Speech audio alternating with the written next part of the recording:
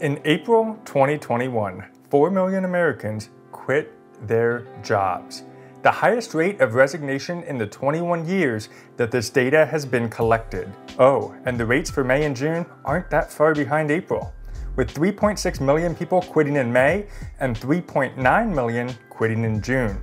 Apparently, this is only the beginning. The Microsoft 2021 Work Trend Index reported 41% of the global workforce is considering resigning this year. Between the post-pandemic blues and the emergence of a whole new remote work lifestyle, people around the globe are reconsidering the delicate nature of life alongside of the desire for happiness outside of the cubicle walls. It's being called the Great Resignation. And if you felt the urge to quit, guess what? You're not alone. In fact, you're in good company. But the question is, should you quit your job? And how do you become happy, both with your job and your income, as you maybe once were? Well, that is what we're going to talk about and aim to answer in today's video. Now, we can't forget the Burger King sign where everybody quit and left this wonderful parting statement, but it doesn't just stop there. Chances are, if you went out to practically anywhere, you saw a staffing shortage. Just like we saw 4 million Americans quit their job in April 2021, job openings rose to an unprecedented 9.3 million. You know, I even saw it here on YouTube. I put out a series of 2 different polls asking you what you thought, and the results were quite interesting. Let's start with poll number 1. I asked, so, do you actually like your job? And out of 2,000 responses I got on that poll, 63% of you said, no, not really, I don't like my job, where only 37% said yes. That's a staggering number in my opinion. But the question is, why don't people like their job? But when I dig into the comments of this poll, I see things like, the coworkers are kind of why I don't like my job. I totally get that. Or maybe the money just doesn't justify the amount of work that's just piled on top of me.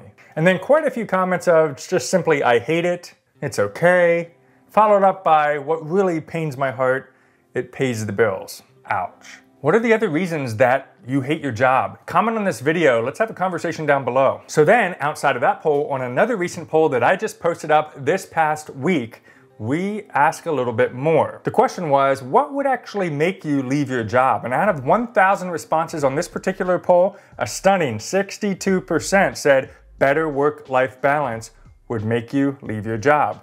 That stuck out even more than just getting a raise and more money, which only had 21% of the vote. But honestly, that's not really surprising. With the onset of remote work during the pandemic, people had to drastically change their life for the first time ever. And some people liked that. They enjoyed the flexibility of being able to eat lunch with the family, save a ton of money on gas to drive in and out of work every single day. Oh, and yes, some people probably just enjoyed not being around the coworkers, putting up with the water cooler talk and workplace political BS. Tap the like if you agree with that. So this brings us to the first point. With everybody quitting, should you quit your job? Let's have a little bit of fun. Hold up 5 fingers. And then for everything that I talk about in the next 5 statements, if you say no to what I'm about to say, put a finger down.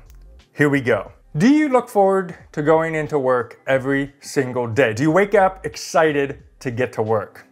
If not, put your first finger down. Number 2, have you moved jobs? Have you changed jobs in the last 2 years? If not, another finger goes down. Number 3, have you received more than an 8% raise in the last 2 years? Now that could be 4% one year and 4% another year, but over those 2 years, have you at least gotten 8% more income than you did 2 years ago? If you haven't, if it's only 6% or 3%, another finger goes down. Number 4, do you feel that you make a good salary for what you do? Do you feel your compensation is acceptable? If it's not, down goes another finger. And number 5, do you feel like you have great flexibility for your job type? And do you feel that your company actually cares about you? If you don't have that flexibility, if you gotta beg, borrow, and plead for vacation time, if you could technically have a remote job, but they insist on you coming back to the office, well, looks like you're all out of fingers. Now, if you still have all 5 fingers up, chances are you probably like your job, but even 2 or more fingers down could indicate that you're ready for a job change. You might be ready to partake in the Great Resignation. Here's how I see it. First, you have the pay situation. Now, you might feel like you're paid okay, but all the work keeps piling on top of you. Maybe even after the pandemic, people were laid off and all of their jobs were piled onto you. And all of a sudden, it seems like the work is much more than the pay. But here's something that might make you fall over, so make sure you're sitting down for this point. Your employer does not value your loyalty. Look, if you said no to moving a job in the last 2 years, your loyalty could be costing you money.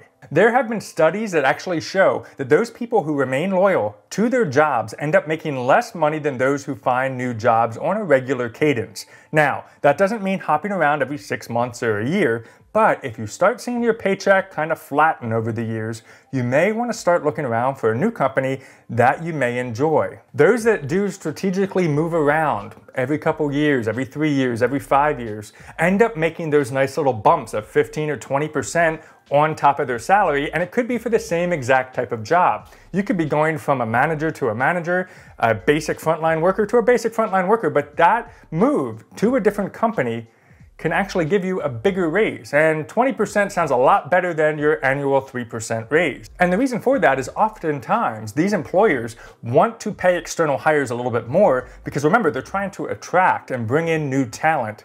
And if it's an internal position, the employers tend to pay a little bit less in the form of a raise because guess what? They already have you as an employee. You're already loyal to them. And hey, maybe only 5%, 8%, 10%, 15% raise will be just enough to keep you happy. But little did you know that if you would have gotten promoted elsewhere or going somewhere else, you could have turned that 5, 8, 10, 15% raise into 20, 25, or 30%, depending on where you're going. Now on to the big one on if you should leave your job, and that is remote work and flexibility. You have to be happy with what you do. If you don't wake up happy with your life and your job drains your soul, hey, that's a problem. If you celebrate Friday, but then you dread Monday, that's a problem. It's time to take your precious life back and find a meaningful career or job switch. If your job right now, if you're one of the people that are being called back to the office only to sit in your cubicle or sit in your office and get on WebEx or Zoom or Teams or whatever digital platform you use, why not just stay at home? All you're doing is you're commuting, you're driving, you're wasting gas to go to the office, sit in a cubicle and do exactly nothing. You don't interact with people, you're still using a computer. The only difference is you're in an office versus being in your home office. What's the point?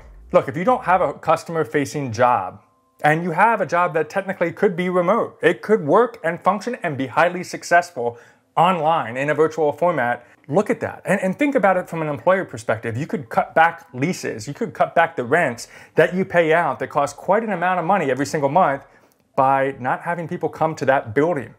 Instead, they're working at home.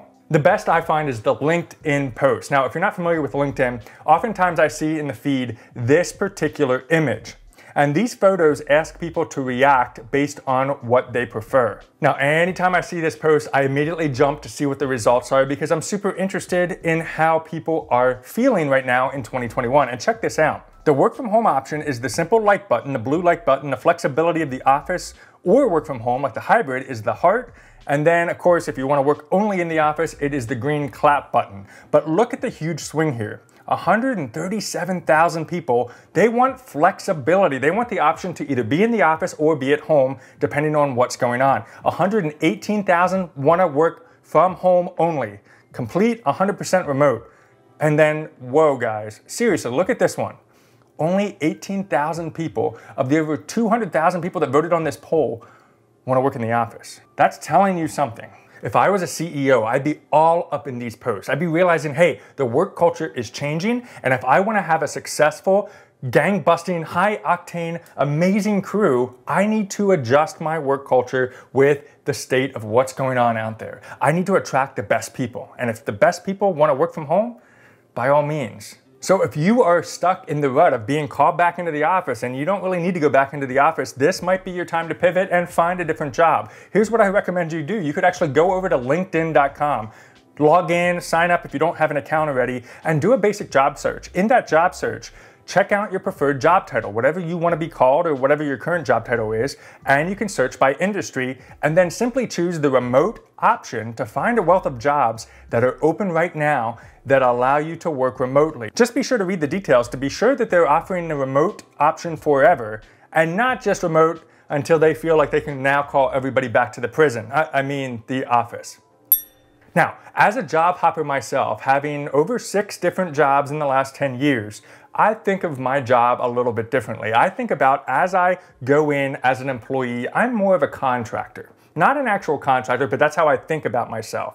I'm a contractor, and my goal is to provide a service and to do something for this company. In return, they're going to pay me a consistent salary, and that'll be that. Now, at any period of time, if let's say there's another company that might offer me a little bit more salary or might have a little bit better benefits or might just be a little bit more awesome, I have the right and the option to say, hey, current job, it's been a great time, but I'm moving my services over to company B now. So it was great working with you. Here's everything you asked for, a 2-week notice, this, that, and the next thing based on our contractual obligation if you have a contract, and then that's that, and you move on to company B. That is kind of how the mindset has to be. Don't trap yourself into the, I need this job, I need this money, I can't do anything without it. Because if you have that victim mentality, what's going to happen is you're going to be trapped into something that you absolutely hate for a long time. Guys, life is precious. You got to do what is right for you. So what I want you to do is comment if you are considering joining the Great Resignation and why. By the way, here's another video to help you with some more personal finance. Here's a video that YouTube thinks you're going to like. Subscribe for more, and we'll see you on the next video.